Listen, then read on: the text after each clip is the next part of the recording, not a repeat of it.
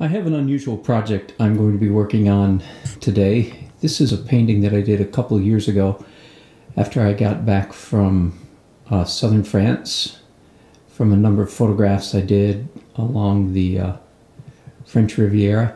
It's an oil painting on linen, and I was really experimenting with different techniques. The paint is applied on this canvas in a very, very thin manner. I did a lot of wiping out with a rag, and now I'm really glad that I did that because it allows me some flexibility to come back. The canvas has been leaning against my studio wall for nearly 2 years now, and I think I'm just going to experiment with it for fun. I'm going to add a figure. I'm going to add a woman, a very finished, figurative treatment right where that main pillar is, and I'm going to let you watch.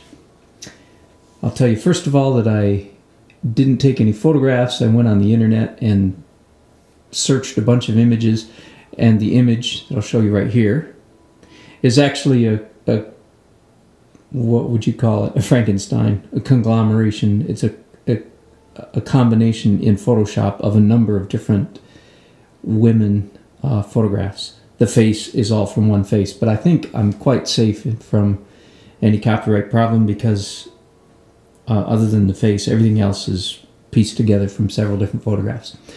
I'm gonna, just for fun, going to try to place that woman in this painting, and I'll show you how I do that.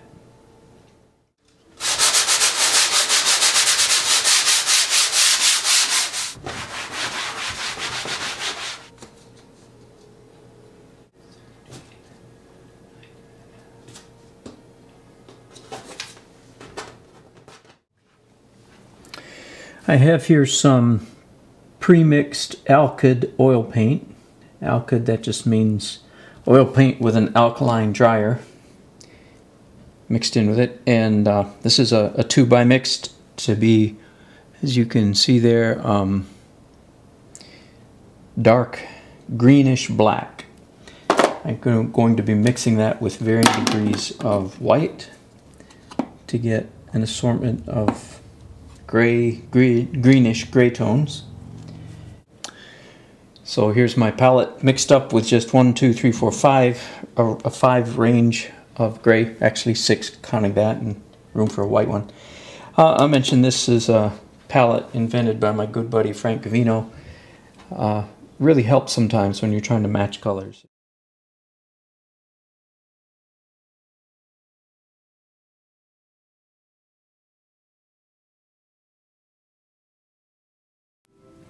I made up a little device here, a piece of paper folded. My figure is 26 inches tall, and the ideal figure is 8 heads tall, so 26 divided by 8 is 3 1/4, and this paper is 3 1/4 inches tall, so that'll help me just get my anatomy roughly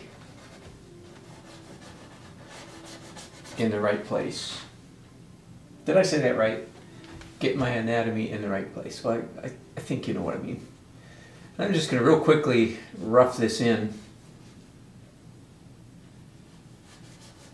I don't know if you've seen my anatomy, some of my free art lessons on the internet, on YouTube. Look up Dan Nelson, free art lesson, figure drawing or something like that. I'm not sure.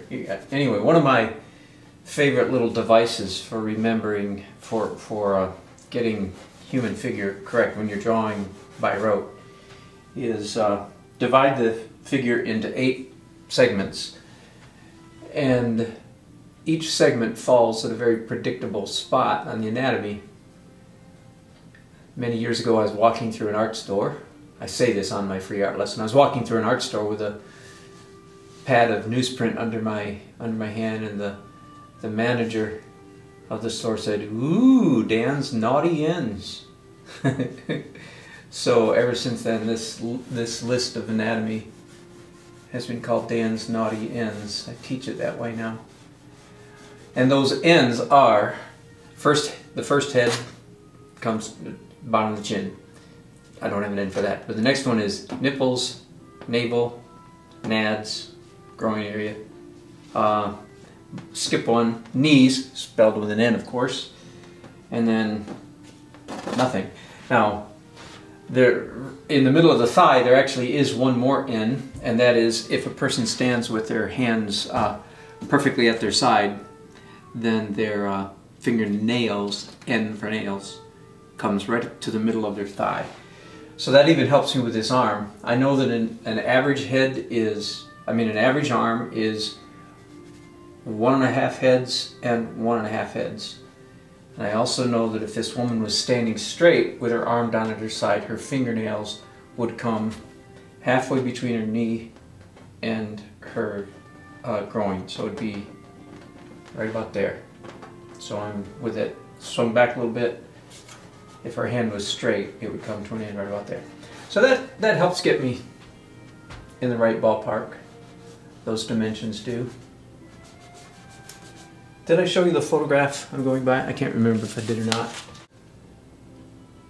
This is a black and white version of it.